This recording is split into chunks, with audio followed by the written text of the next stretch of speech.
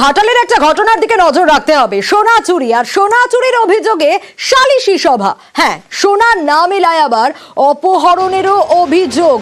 ঘাটালের দিকে নজর রাখতেই হবে।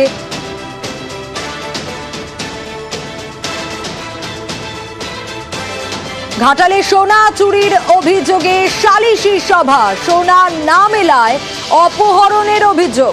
ঘাটালে বাবা ছেলেকে অপহরণের অভিযোগ। কিন্তু অপহরণের অভিযোগ কেন, কি কারণে এই অপহরণ, অবশ্যই জানবো।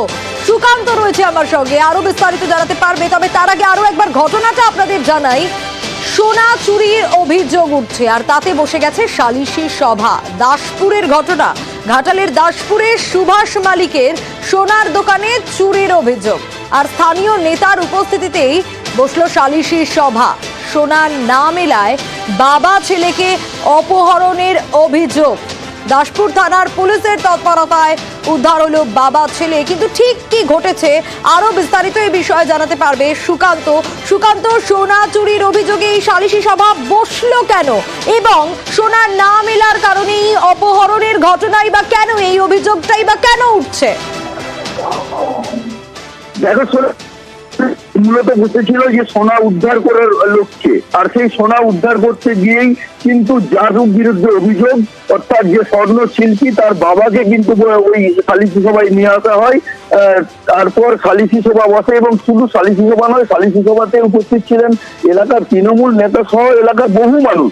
কিন্তু সেই জায়গাতে সালিশি সভাতে সোনা উদ্ধার না হওয়ার ফলে ওই যে স্বর্ণ ব্যবসায়ী সোনা চুরি গিয়েছিল তার কাছে যে কারিগর, সেই কারিগরের বাবাকে কিন্তু ওখান থেকে তুলে নিয়ে যাওয়া হয়, অর্থাৎ এক কথায় অপহরণ করা হয়।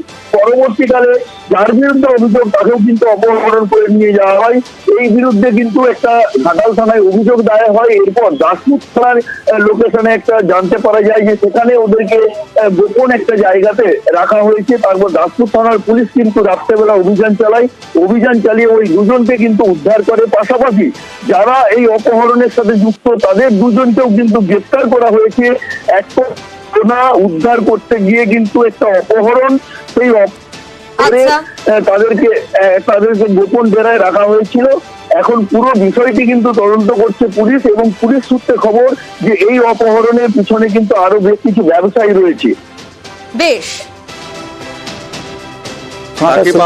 সেই সোনাটি বাবাকে ওই কুঁচা সোনা কয়েকটি দিয়ে গেছিল।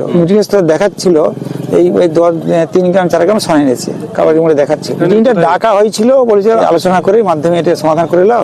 বাবাকে কোথা থেকে তুললো? মধুসূদন বাবুকে থেকে নিয়ে চলে এসেছিল। ওরা 10-12 জন গেছিল। আমরা নিয়ে যাচ্ছি, আমি তুমি নিয়ে যেয়ে তুমি কিন্তু দাসপুর থানার সাথে যোগাযোগ করবে। ওরা 10 থানার সাথে যোগাযোগ না করে বাড়িতে রেখেছিল।